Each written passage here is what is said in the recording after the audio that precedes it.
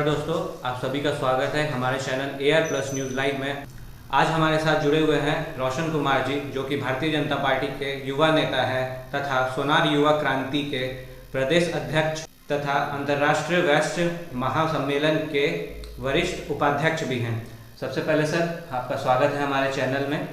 धन्यवाद। मैं आप AR न्यूज़ प्लस लाइव के तमाम दर्शकों को सबसे पहले गणतंत्र दिवस की बहुत बहुत शुभकामनाएं मेरी ओर से जी। और धन्यवाद, आपने मुझे अपने चैनल में बुलाया ताकि मैं अपना वक्तव्य आप तमाम बिहार के लोगों तक पहुंचा सकूं। आज का हमारा पहला टॉपिक है, जैसे कि आप देख रहे हैं दिन ब दिन सोनार के दुकानदारों पर अपराध बढ़ते जा रहे हैं, तो सर आप इस पे अपने कुछ विचार रखना चाहेंगे? बिल्कुल, बहुत दुख की बात है कि हालांकि हाल के दिन में घटनाएं बहुत ज़्यादा बढ़ी है। व्यवसायी एक ऐसा वर्ग है जो कि किसी भी देश की अर्थव्यवस्था की रीढ़ होती है, लेकिन अगर बिहार में जिस प्रकार से आपराधिक घटनाएं पिछले कुछ दिनों में बढ़ी है, वैसे आपराधिक घटनाएं तो स्वर्णकार समाज से के लोगों के साथ या व्यवसायियों के साथ लगातार बढ़ती ही जा रही है। अभी 2 दिन पहले की बात है, बाकरगंज में जिस तरीके से 35 किलो सोने की लूटपाट हुई, हालांकि पुलिस ने कहा है कि वह बरामदगी हो गई है। उससे पहले बेगूसराय में एक ज्वेलर्स को धमकी दिया जाता है कॉल करके। इस तरह के कई प्रकार के, अभी कुछ दिन पहले एक व्यक्ति को मौत के घाट भी उतार दिया गया, वो भी स्वर्ण व्यवसाय से रिलेटेड था। इस प्रकार की कई घटनाएं बिहार में घट रही है। कुछ घटनाएं आप सबके माध्यम से, मीडिया के माध्यम से प्रकाश में आ जाती है, कुछ घटनाएं फाइलों में दर्ज होकर के रह जा रही है। अब ये समझ में नहीं आता है कि आखिर ये सरकार इस विषय पे क्या कर रही है। मैं साफ शब्दों में कहूँगा, कठोर लगेगा लोगों को, लेकिन मेरा स्पष्ट ये संदेश है कि जो सरकार व्यवसायियों के हित की रक्षा नहीं कर सकती, व्यवसायियों की सुरक्षा नहीं कर सकती, उसको सत्ता की कुर्सी पे बने रहने का कोई हक नहीं है। अब वक्त आ गया है कि सदन के माध्यम से बिहार में एक ऐसी कानून की व्यवस्था की जाए। मैं मुख्यमंत्री श्री नीतीश कुमार जी से मांग करता हूँ, साथ ही उप मुख्यमंत्री श्री तारकिशोर प्रसाद जी से भी मांग करता हूँ कि सदन में एक ऐसा कानून बनाया जाए जिससे व्यवसायियों के सुरक्षा का दृष्टिकोण रखते हुए उनकी सुरक्षा को मजबूत किया जाए। अगर वो सुरक्षित रहेंगे तो व्यापार कर पाएंगे, और व्यापार होगा तो सरकार का राजकोष भी बढ़ेगा। तो सर हमारा दूसरा प्रश्न आपसे यह है कि जिस तरह आप स्वर्णकार समाज के अध्यक्ष हैं, तो उसमें जैसे सर राजनीति में हमें कुछ उसका वो अस्तित्व नज़र नहीं आता है। तो ये आपका प्रश्न बहुत अच्छा है जी। 1947 में हमारा देश आज़ाद हुआ। उसके बाद बिहार झारखंड एक पूर्ण रूप से बिहार राज्य था, झारखंड बिहार का हिस्सा था। लक्ष्मण स्वर्णकार जी गिरिडीह से चुने जाते थे, स्वर्णकार समाज से केवल वही व्यक्ति आते थे। लेकिन चूंकि वह झारखंड के गिरिडीह से आते थे, तो हम आज के परिवेश में ये कह सकते हैं कि बिहार में स्वर्णकार समाज का ऐसा कोई व्यक्ति नहीं है जो कि लोकसभा, राज्यसभा और विधानसभा या विधान परिषद के सदन तक पहुंच पाया। बड़े दुख की बात है ये। ऐसा नहीं है कि स्वर्णकारों के पास आबादी नहीं है। आप देखोगे तो जिस भी शहर में चले जाओ, जिस गांव में चले जाओ, आपको सोनार ज़रूर मिलेंगे। लेकिन ये थोड़ी सी समाज की भी गलती है, क्योंकि वह राजनीतिक रूप से उतने जागरूक नहीं है। और मेरी कोशिश यही है, पिछले 4-5 साल से मैं कोशिश कर रहा हूँ कि उनमें राजनीतिक चेतना आए। कुछ लोगों में आ भी रही है। नगर निकायों में चुनाव भी लड़ते हैं, जीतते भी हैं। अभी हाल फिलहाल जो हमारी गणतंत्र की सबसे छोटी इकाई मानी जाती है, मुखिया का चुनाव हो, उन सब चुनावों में उन्होंने अपना बिल्कुल रूप से भागीदारी ली, और वहाँ पे कुछ लोग जीत करके भी आए। लेकिन दिक्कत की बात यह है कि जो राजनीतिक दल जिस प्रकार से उनको दरकिनार कर रहे हैं, यह बिल्कुल सही नहीं है। चाहे कोई भी राजनीतिक दल हो, बड़ी पार्टी हो, छोटी पार्टी हो, यह समाज व्यावसायिक समाज है। हर साल सरकार को कर देता है, हर प्रकार के टैक्स पे करता है सरकार को, आपराधिक घटनाओं का शिकार भी होता है। लेकिन राजनीतिक प्रतिनिधित्व होने के बावजूद भी सभी दलों में, राजनीतिक पार्टियों में शामिल हैं ज़रूर स्वर्णकार समाज के लोग, लेकिन उनको वो ओहदा नहीं मिल पा रहा जो विभिन्न समाज के लोगों को मिल जाता है। अगर मैं देखूं तो बिहार में वैश्य की आबादी तकरीबन 25 से 27% के बीच होगी, उसमें सबसे बड़ा जो समुदाय आता है वह तेलुगु समुदाय से आता है। तेलुगु समुदाय के आपको बहुत सारे प्रतिनिधित्व आपको देखने को मिल जाएंगे। लेकिन जो दूसरी बड़ी आबादी है वह है स्वर्णकार और कानू। कानू की भी आपको भागीदारी देखने को मिल जाएगी।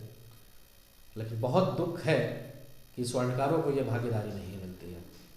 लेकिन इस आपके न्यूज़ के माध्यम से मैं ये संदेश अपने सभी स्वर्णकार भाइयों के पास पहुंचाना चाहूँगा कि भाइयों, आप देख रहे हो ये कोई नई घटनाएं नहीं है। जिस प्रकार से लगातार अपराध के आप शिकार हो रहे हो, अब वक्त आ गया है कि जागरूक हो, जगो और राजनीतिक रूप से अपनी भागीदारी को इतना मजबूत करो कि कोई भी दल मजबूर हो जाए कि आप राजनीतिक हिस्सेदारी आपको प्राप्त हो सके। चूँकि हमारी निश्चित रूप से आबादी 5 से 6% के ऊपर होगी, लेकिन हमारी भागीदारी 0% है।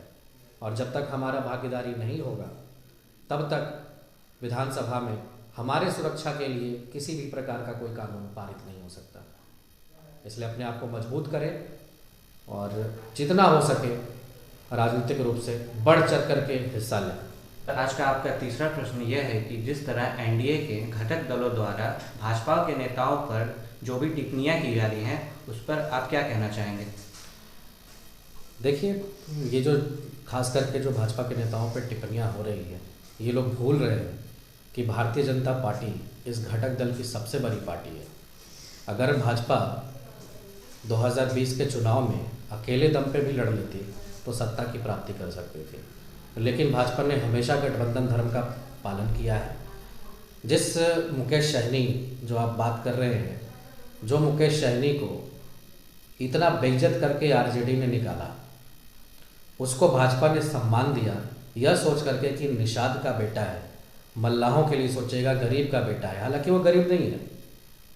आप मुकेश सहनी का हिस्ट्री देखेंगे तो अरबपति व्यक्ति है, लेकिन अपने आप को गरीब बना करके वो मल्लाहों को बेसिकली वो इमोशनल ब्लैकमेल करके अपनी राजनीति को यहाँ पे सेट करके रखा है।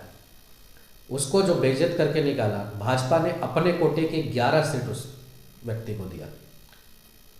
अगर उसका राजनीतिक वजूद इतना होता तो जिस सीट से वो चुनाव लड़ा, उससे पहले भी वो लोकसभा का चुनाव लड़ा था, वहाँ भी हारा, और जिस सीट से विधानसभा का चुनाव लड़ा वहाँ से भी हार गया।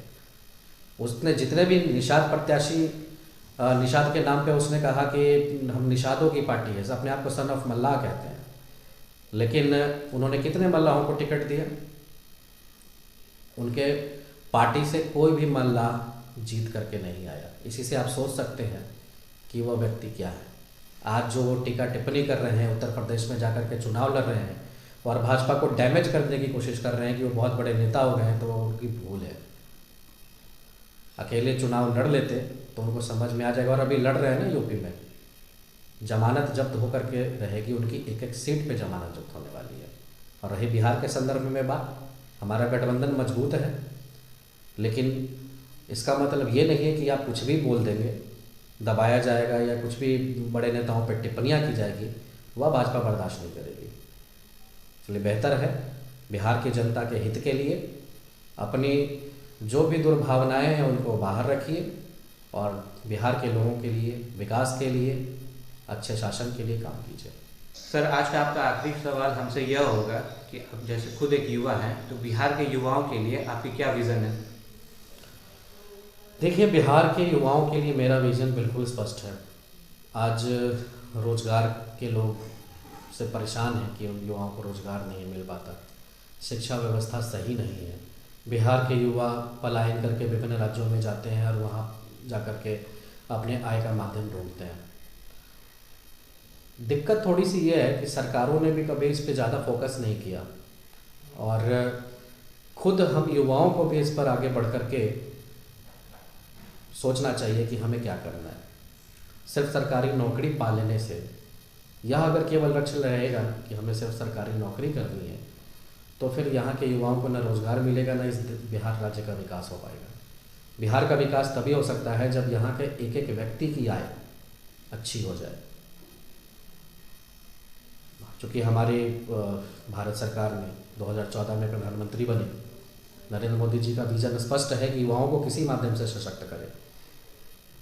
तो उन्होंने स्टार्टअप के लिए बहुत सारे उन्होंने योजनाएं बनाई। आज स्टार्टअप के लिए फंडिंग भी दी जा रही है, 50 लाख रुपए तक का लोन मिल जाता है स्टार्टअप के माध्यम से। तो अगर बिहार के युवा अगर स्टार्टअप पे फोकस करें तो न केवल बिहार में इंडस्ट्री भी आएगी बल्कि यहाँ के लाखों युवाओं को रोजगार मिलेगा। इस प्रकार से निश्चित रूप से सरकारी नौकरी में एक संख्या सीमित है, एक सीमित तक ही आपको नौकरी दे सकती है। और कोई भी सरकारी नौकरी में अगर आप ढूंढते हैं तो वो सरकार के राजकोष पे ही बोझ बढ़ाती है। आखिर सरकार आपको सैलरी कहाँ से देगी? टैक्सेशन से देगी। तो टैक्स लाने के लिए आपको उद्योग लगाने पड़ेंगे। अगर उद्योग लगेंगे तो फिर टैक्स जनरेट होगा, टैक्स जनरेट होगा तो बिहार के राजस्व की भी बढ़ोतरी होगी और इससे बिहार के विकास में बहुत काम आएगा। तो मैं आज सभी युवाओं से अपील करूँगा कि आप लोग सरकारी नौकरी के लिए जितना प्रयास करते हैं उतना प्रयास अपना इनोवेशन पे कीजिए, स्टार्टअप पे कीजिए। तो निश्चित रूप से बिहार के सभी युवा एक दिन बिहार को पूरे देश का सिरमौर बना करके रहेंगे। तो जिस तरह आप लोगों ने सुना, हमारे साथ रोशन कुमार जी जुड़े हुए थे जिनके विचार बहुत ही गौर करने लायक हैं और भारत और बिहार के युवाओं के लिए बहुत ही अहम है।